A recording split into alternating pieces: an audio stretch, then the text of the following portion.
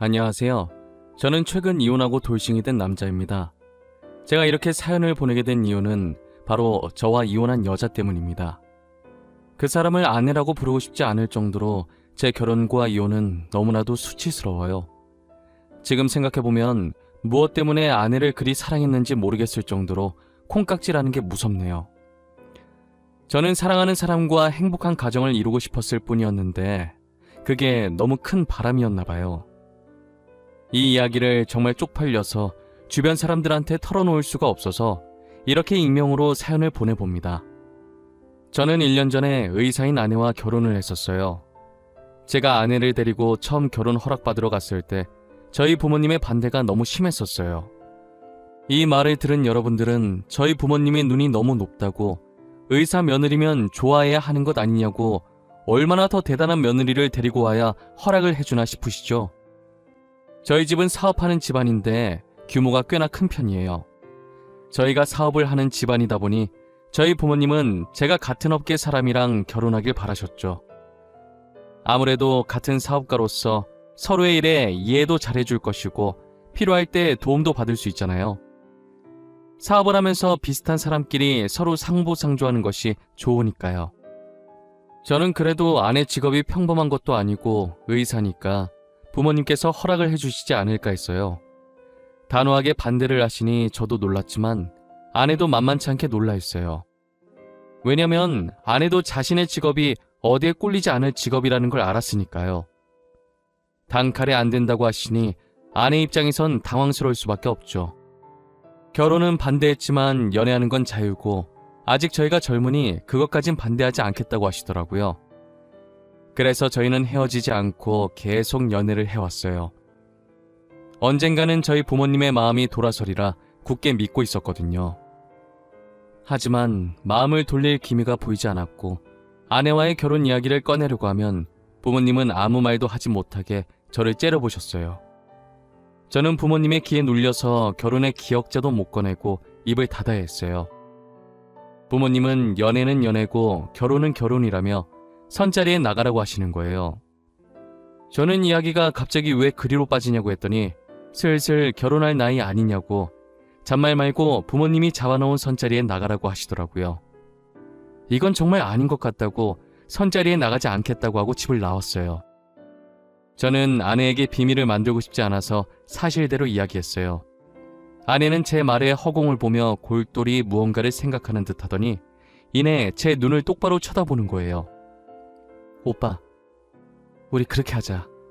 어머님, 아버님께서 계속 우리 결혼을 반대하시잖아. 그럼 우리도 두 분이 우리 결혼 반대 못하시게 만들어버리자. 어때? 우리 부모님이 반대 못하게 만들자고? 어떻게 하려고? 생각해놓은 방법 있어? 당연히 있지. 나한테 아주 좋은 생각이 있어. 우리 사고치자. 사고치자고. 모르겠다는 눈빛 보내지 마. 무슨 말인지 이해했잖아. 애기 가지자고. 뭐, 아기를 가지자고? 너 진지하게 생각한 거 맞아? 충동적으로 막 뱉는 말이 아니고? 아니, 무슨 결혼 허락 받겠다고 아기를 가져. 너 아기 가지면 일 쉬어야 돼. 그건 내가 알아서 할게. 그리고 나 충동적으로 막 뱉은 말 아니고 엄청 진지해. 내가 빈말하는 거 봤어? 아이 가지면 오빠네 부모님도 어쩌지 못할 거야. 안 그래? 아내는 저희 부모님한테 허락받으려면 그 방법밖에 없다면서 아이를 가지자고 하는 거예요. 이미 가진 아이를 어쩌겠냐면서 만약 지우라고 하면 자신이 원한 가지고 애 지우라고 했다고 소문내서 기업 이미지 망칠 수도 있다는 생각에 무조건 허락하신다고 장담하더라고요. 저는 아내의 말도 일리가 있다고 생각했고 당장 실행에 옮기기로 했어요. 그렇게 3개월 정도 지나고 아내가 정말 임신을 하게 된 거예요. 3주 차라고 초음파 사진을 내미는데 진짜 제가 아빠가 된 게 맞는지 믿기지가 않더라고요. 조그맣게 콩처럼 찍혀있는 게 제 아이라는 사실에 감회가 새로웠어요. 저는 당장 아내에게 결혼을 허락받으러 가자고 했어요. 일단 무작정 저희 집으로 오긴 했는데 막상 문을 열려고 하니 긴장되더라고요. 떨리는 손을 손잡이에 올려놓은 상태로 몇 번이나 심호흡을 했어요. 아내는 제 손 위에 자신의 손을 올리더니 저를 향해 고개를 한번 끄덕이더라고요. 저도 아내 따라 고개를 끄덕이고 아내와 같이 문을 열었어요. 문 열리는 소리에 부모님이 저희 쪽으로 쳐다보셨고 아내와 함께 온 모습을 보고 눈을 찌푸리더라고요. 여자친구는 뭐하러 데리고 온 거냐? 또 결혼 허락해달라는 쓰잘데기 없는 말 하러 온 거냐? 아가씨께는 너무 미안하지만 우리 아들 이번에 선보러 갈 거예요. 알고는 있어야 하지 않나 싶어서. 알고 있습니다. 안 그래도 아까 오빠한테 이야기 다 들었어요. 그런데 어머님, 아버님, 저희 오빠 그 선자리 못 나가요. 곧 아빠 될 사람인데 선자리에 나가면 곤란하죠. 아빠가 된다니 그게 무슨... 설마 너... 아니다. 아가씨가 말해볼래요? 내가 생각하는 그게 맞나요? 임신이라도 했다는 말이에요? 네, 아버님. 저 오빠 아이 가졌어요. 3주 차래요. 못 믿으실까봐 여기 초음파 사진도 가지고 왔어요. 진짜인지 가짜인지는 거기에 찍힌 산부인과에 연락해보시면 바로 알 수 있으실 거예요. 아내는 당당하게 초음파 사진을 내밀었고 아버지는 당황한 표정으로 사진을 받아드셨어요. 그리고 임신이라는 말에 놀라서 주방에 계시던 어머니가 국자를 든 채로 거실까지 나오셨더라고요. 아버지는 아내의 말 따라 휴대전화를 들어서 산부인과에 전화를 해서 확인했어요. 산부인과 측에서 맞다고 했는지 전화를 끊고 아무 말 없이 사진만 빤히 보시더라고요. 저 아내는 괜히 긴장돼서 옴짝달싹도 못한 채 마른 침만 삼켰어요.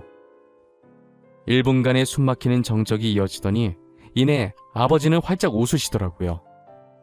아버지가 웃는 동시에 어머니도 웃으시는데 이게 무슨 상황인가 싶어 저와 아내는 아무런 제스처도 취하지 못하고 눈만 꿈뻑꿈뻑거리고 있었어요.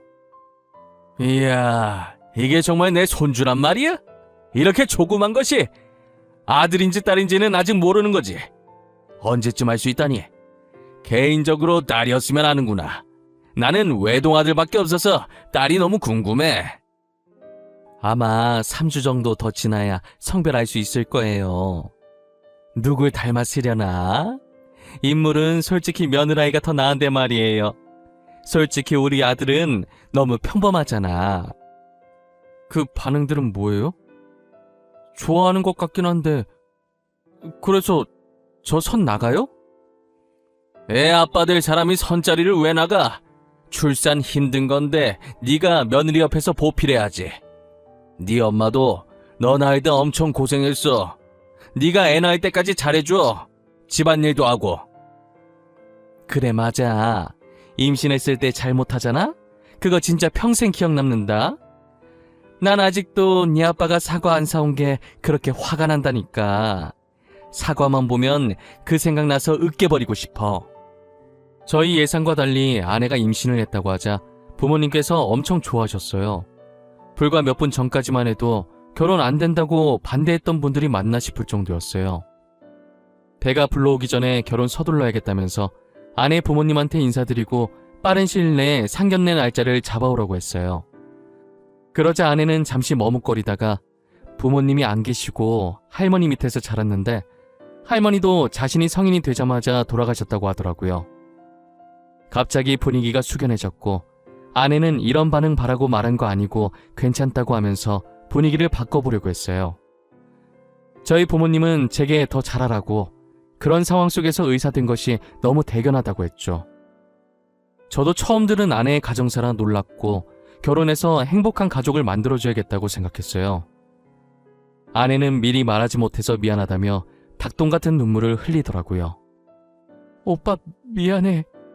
오빠한테는 그래도 미리 말했어야 하는데 놀랐지. 오늘은 꼭 말해야지, 내일은 꼭 말해야지 하면서 참을 말 못했었는데 이제서야 말하네. 너가 뭐가 미안해. 내가 미안하지. 너가 그런 아픔이 있는 줄도 모르고 마냥 해맑고 순수한 아이라고 생각했는데 우리 결혼하면 정말 행복하게 살자. 고마워. 끝까지 나 포기하지 않아줘서 너무 고마워. 내가 정말 잘할게. 우리 힘들게 결혼하는 만큼 꼭 행복하게 살자. 그렇게 저희는 상견례를 생략하고 속전속결로 결혼을 진행했어요. 저희 부모님은 손주 안겨줘서 고맙다며 최고 대우를 해줬어요. 서울의 40평짜리 아파트에다 혼수도 다 넣어주시고 연예인들이 많이 이용한 예식장에 드레스까지 저희 부모님께서 모든 것을 최고로 준비해 주셨어요. 저와 아내는 아이 덕분에 일원도 들지 않고 맨몸으로 결혼을 한 것이에요. 아내는 보잘것없는 자신이 감히 이런 것들을 누려도 되냐며 눈치를 봤지만 저는 충분히 누려도 된다고 눈치 보지 말고 누릴 수 있을 때 마음껏 누리라고 했어요. 제 말에도 눈치를 보다가 아내 친구들이 부럽다면서 말 거니까 조금씩 어깨를 피기 시작하더라고요.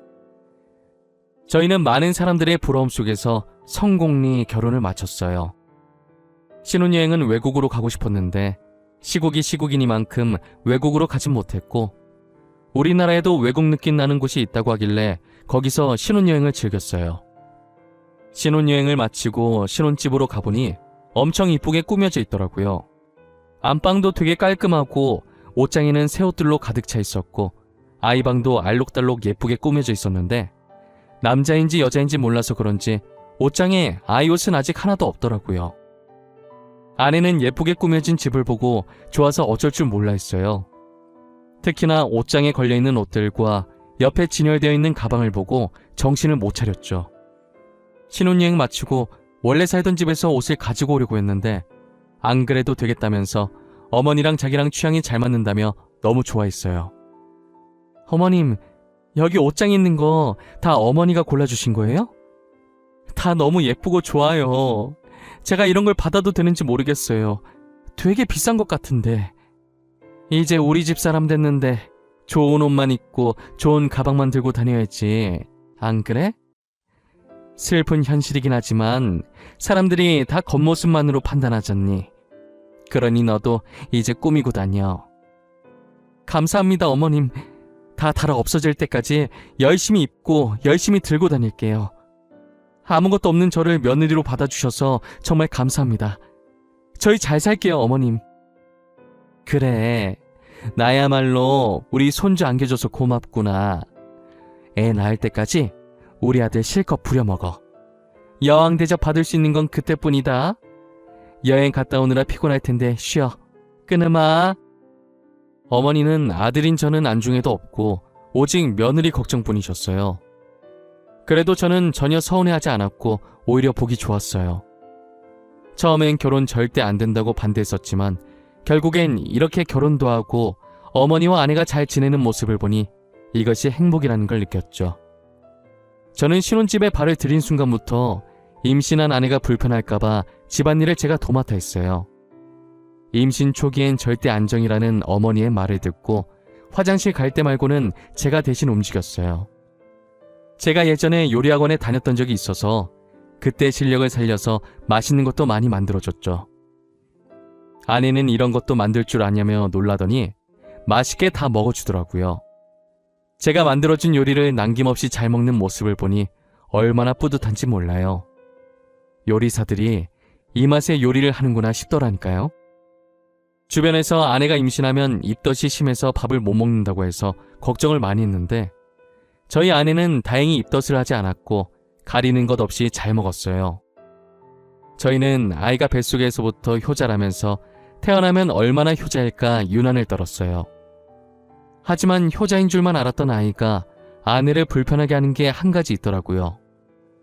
임신을 한 뒤로 어디로 눕든 자세가 불편해서 불면증에 시달리고 있다는 거예요.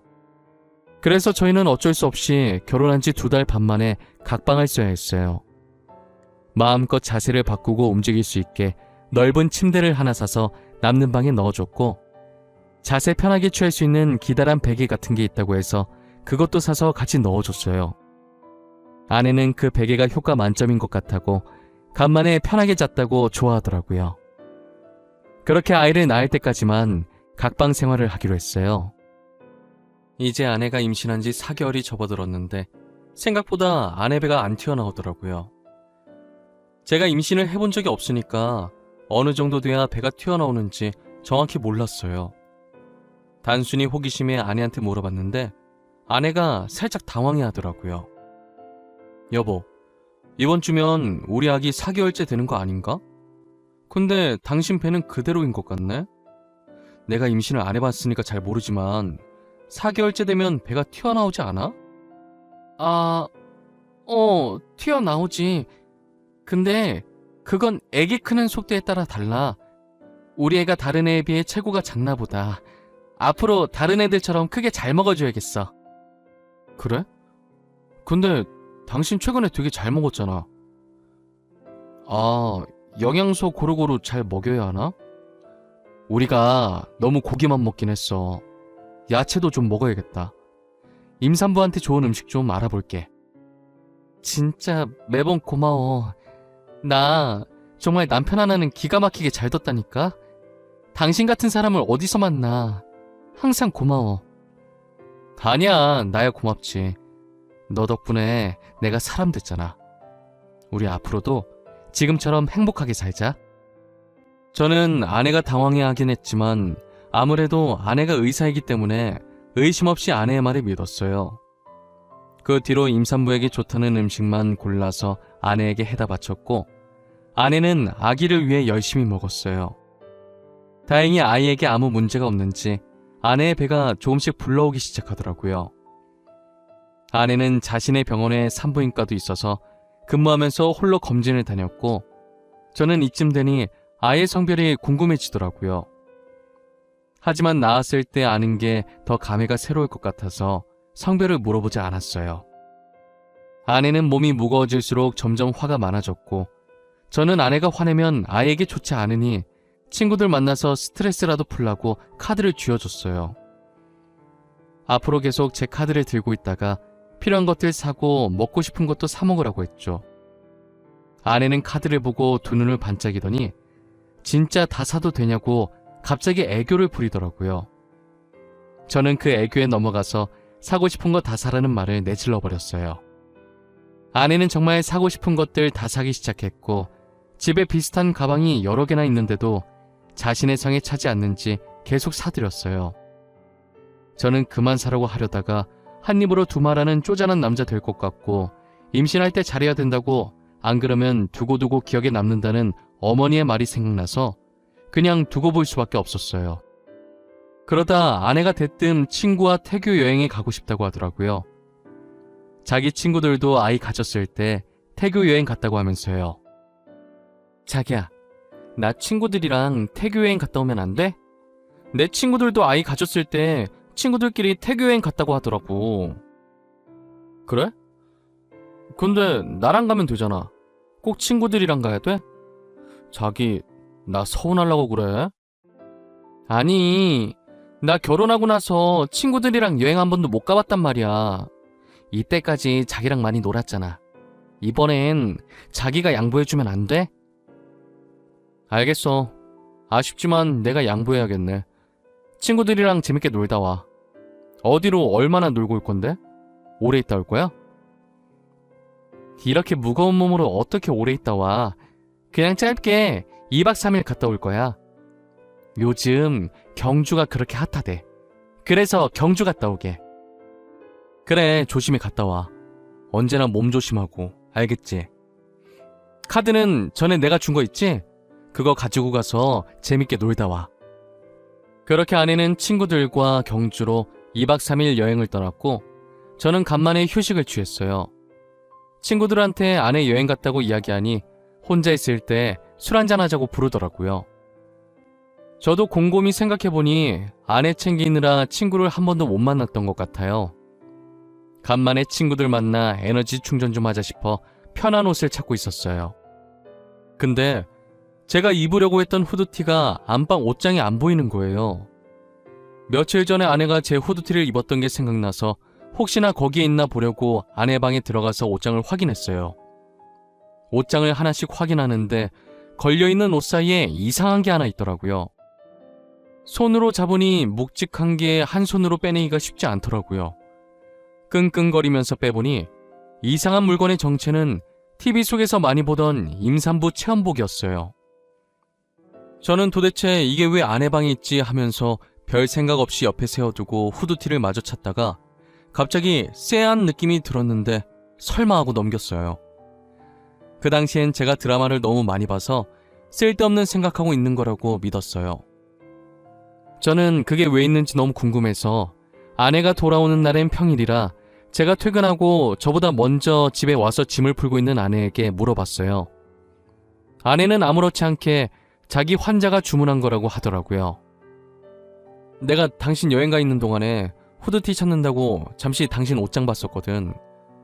근데 TV에서나 보던 임산부 체험복 있더라고. 그거 뭐야? 왜 당신 방에 그게 있어? 아, 그거? 안 그래도 그거 내일 병원에 가지고 가야 돼. 환자가 주문한 거거든. 아내 임신 준비하는데 그 전에 자기가 아내 고통 먼저 느껴보고 싶다나? 그래서 내가 주문해줬어. 그런 거였어? 특이한 환자분이네. 하긴 먼저 고통 느껴보는 것도 좋긴 하겠다. 얼마나 힘든지 알아야 아내한테 더 잘할 거 아니야. 좋은 남편이시네. 아참, 당신한테도 저거 주문해서 입혀볼 걸 그랬나? 그럼 내가 지금 얼마나 힘든지 알 텐데. 난 괜찮아. 나는 입어보지 않아도 충분히 알았어. 그때 들어보니까 되게 무겁더라고. 나는 정말 괜찮은 것 같아. 당신 아직 저녁 안 먹었지? 내가 저녁 차려줄게. 아내는 호기심 가득한 표정으로 제게 임산부 체험복을 따로 주문해서 입어보길 권했고 저는 정말 입으라고 할까봐 말을 돌려버렸어요. 아내는 밥 먹으면서도 괜히 임산부 체험복 얘기를 하면서 난처해하는 제 표정을 보고 즐기더라고요. 저는 모양 빠지게 안 입겠다고 한 게 뒤늦게 민망해서 멋쩍은 듯 머리를 긁었어요. 그러다 한날은 제가 지방 출장이 잡혀 있었는데 갑자기 취소가 된 거예요. 당시 제가 피로감도 많이 쌓이고 몸이 좋지 않은 느낌이라 가기 싫었는데 잘 됐다 싶었어요. 저는 컨디션도 안 좋고 빨리 쉬고 싶은 마음에 아내에게 연락도 안 하고 곧장 집으로 갔어요. 운전도 못할 것 같아서 차를 회사에 두고 대중교통 이용해서 집에 갔죠. 집으로 들어가니 아내의 목소리가 현관까지 들리더라고요. 거실에 가니 안 보이고 소리 들리는 쪽으로 발걸음을 옮겼어요. 아내는 제가 들어오는 소리도 못 들었는지 방에서 열심히 누군가와 신나게 통화하고 있더라고요. 천천히 걸어서 문 앞에 다다랐을 때 문틈 사이로 들려오는 아내의 목소리를 듣고 멈춰섰어요. 근데 너 이제 어떡할 거냐? 대충 유산했다고 하지 왜 이렇게 질질 끌었어? 아이 어디서 구하려고 그래? 나 사사나 나왔다고는 말 못해준다. 미리 말했어. 야, 친구 좋다는 게 뭐냐? 이번에도 나 좀 도와줘. 나 너가 도와준 덕분에 결혼한 거잖아. 나 그때 진짜 아버님이 전화할 줄은 꿈에도 몰랐다? 얼마나 간 쫄리던지. 너 저번에 임산부 체험복 들킬 뻔했다며. 진짜 웃겨. 야 잠깐만. 너네 남편 출장 갔다고 했지? 남편 출장 가 있는 동안에 유산했다고 하면 안 돼? 애 심장 안 뛰어서 수술했다고 하면 되잖아. 너 진짜 머리 좋다. 어떻게 그런 생각을 해내지? 애 심장 안 뛰는데 자기네들이 어쩔 거야. 그치? 나는 그냥 이 집 며느리로 있기만 하면 돼. 아버님 재산이 진짜 어마어마하더라고. 결혼식만 봐도 으리으리하더라. 우리 중에 너가 제일 초호화 결혼식 했을 거다. 너 SNS 보니까 집도 좋더만. 너무 부럽다. 멍청한 부잣집 도련님 물었다더니 진짜였네. 너도 나처럼 팔자 펴고 싶으면 분발해. 나도 너가 도와달라는 거 다 도와줄 테니까. 내가 의리하라는 끝내주잖아. 여보, 언제 왔어? 아니, 출장 간 거 아니었어? 아내는 홀쭉한 배로 침대에 누워서 통화하다가 일어나면서 문 앞에 서 있는 저를 발견하고 놀라더라고요. 마치 귀신이라도 본 사람처럼 들고 있던 휴대폰까지 던지면서 소리 질렀어요. 아내의 소리에 대충 짐작을 한 건지 상대방은 전화를 끊더라고요. 저는 배신감에 분노가 차올라서 온몸이 부들부들 떨리기 시작했어요. 아내는 부잣집 남자만 골라 사귀던 꽃뱀이었고 자신이 만났던 사람 중에 제일 부자였던 저와 결혼을 해서 팔자를 바꿔보려고 했던 것이었어요. 그래서 산부인과 의사인 동기와 짜고 쳐서 임신했다고 거짓말을 쳤고 저희 부모님과 저를 속여 결혼까지 한 것이에요. 저번에 제가 발견했던 임산부 체험복도 아내가 거짓 임신 연기하기 위해 샀던 것이었어요. 돌이켜보니 배 안 튀어났다고 했을 때 많이 당황했었는데 그때 의심을 해볼 걸 그랬어요. 아내 말처럼 제가 멍청해서 이런 연기에 속아 넘어갔던 것 같아요. 아내는 자기 말 좀 들어보라며 제 바지가랑이를 붙잡았어요. 여보, 내 말 좀 들어봐. 나 당신 돈 보고 결혼한 거 맞는데 당신을 좋아했던 내 마음은 진심이야. 진짜야. 제발 믿어줘. 어? 내가 잘못했어. 제발 한 번만 봐주면 안 돼? 당장 내 집에서 나가. 나 네 얼굴 1초라도 보기 싫으니까 당장 나가라고. 사과 따윈 필요 없어. 나 네 사과 받을 마음 하나도 없거든? 그냥 내 눈 앞에서 꺼져! 여보, 내가 미안해. 제발 한 번만 봐줘. 거짓말한 건 미안해. 나 당신 너무 좋아해서 그랬어. 돈도 돈이지만 당신이 너무 착해서 좋았어. 착해서 속이기 쉬우니까 좋았겠지. 나보고 멍청한 부잣집 도련님이라며. 진짜 내가 멍청하게 네 연기에 속아서 이 지경까지 온 거네. 더 말하기도 싫다. 당장 나가! 저는 바지가랑이를 잡고 있는 아내의 손을 뿌리쳤어요. 어차피 집안의 모든 물건은 제 돈 아니면 저희 아버지 돈이었기 때문에 휴대전화만 아내의 손에 쥐어주고 집 밖으로 내보냈어요. 아내는 미안하다고 한 번만 봐달라고 문 두드리면서 빌었지만 저는 용서해줄 마음이 없었어요. 저는 아내와의 이혼 소송을 위해 날이 밝는 대로 이혼 전문 변호사를 만났고 처음부터 녹음하진 못했지만 대충 중요한 말이 들어간 부분은 다 녹음된 걸 증거로 제출했어요. 법원은 당연히 저의 손을 들어주었고 아내는 제게 위자료를 줘야 했어요. 그리고 저는 아내가 의사 생활을 못하도록, 아니 사회에 발을 들이지 못하도록 하고 싶었어요. 그래서 아버지께 모든 걸 말씀드렸고 아버지는 인맥을 총동원해서 아내가 병원에 발을 들이지 못하도록 만들었어요. 의사협회에 돈을 노리고 임신했다고 거짓말치며 사기 결혼한 아내에 대한 청원글을 넣었고 저의 글이 삽시간에 퍼지면서 아내는 의사 생활은 물론 어디에도 발을 들이지 못하게 됐어요. 멍청한 부잣집 도련님 꼬셨을 때 이렇게까지 되리라는 생각은 전혀 못했었나 봐요. 세상엔 돈으로 안 되는 것이 아무것도 없는데 말이에요. 저는 아내가 병원이 아니라도 어디에 이력서를 넣든 못 들어가게 막을 생각이에요. 멍청하다고 비웃었던 사람에게 당하면 얼마나 비참할지 상상이 안 가네요. 저는 아내의 임신 조작을 도와준 친구도 찾아내서 병원에 발을 못 디디게 했고 그의 만행도 까발려 위조로 고소까지 넣었어요. 어차피 저는 이런 일이 있어도 꽃뱀한테 걸려서 불쌍하다는 얘기만 듣지 아내는 아마 평생 꼬리표가 남아 새 출발하긴 힘들 거예요. 그래도 저는 부잣집 도련님이라 그런지 이혼을 해도 저와 선을 보고 싶어하는 사람이 많더라고요. 역시 부모님들 말씀대로 비슷한 집안끼리 결혼을 할 걸 그랬나 봐요. 옛말에 어른들 말 들으면 자다가도 떡이 생긴다는 말이 있잖아요. 괜히 사랑에 눈 멀어서 부모님 말 안 듣다가 벌 받는 것 같은 느낌이에요. 지금은 부모님이 마음에 들어하는 조건의 여자를 소개받아 결혼을 전제로 만나고 있는 중이에요. 다시 결혼하고 싶은 마음은 없었는데 저희 부모님이 간절히 원하시더라고요. 사실 저희 부모님이 평상시에도 아기를 되게 좋아하셨어요. 그래서 전 아내가 아이를 가졌을 때 되게 행복해하면서 출산일만 기대하고 있으셨거든요. 아이 가지고 장난친 전 아내를 두고두고 저주하겠다며 이를 갈고 계세요. 간이 얼마나 크면 감히 우리 집안을 속이냐고 하면서요. 아마 전 아내가 대한민국을 뜨지 않는 한 살아있는 동안에 끊임없이 저희 부모님께 시달릴 것 같네요. 저도 저희 부모님처럼 전 아내를 가만히 놔둘 생각은 전혀 없어요. 슬슬 제 이야기를 여기서 끝내보려고 합니다. 드라마에서 보던 일을 겪어보니 아직도 뒤통수가 얼얼하네요. 사랑했던 사람에게 배신을 당하니 사람이 정말 땅끝까지 절망에 빠지게 되더라고요. 지금은 잘 이겨내고 다른 사람을 만나고 있지만 당시엔 정말 죽을까도 생각 많이 했어요. 그래도 이렇게 좋은 사람을 만나 많이 치유되어 다행이죠. 여러분들도 저처럼 멍청하게 당하지 말고 뭐든 확실히 알아보시길 바랄게요. 꼬리가 길면 잡힌다고 거짓말하면 언젠간 잡히게 되어 있답니다. 지금까지 제 이야기 들어주신 모든 분들께 감사합니다.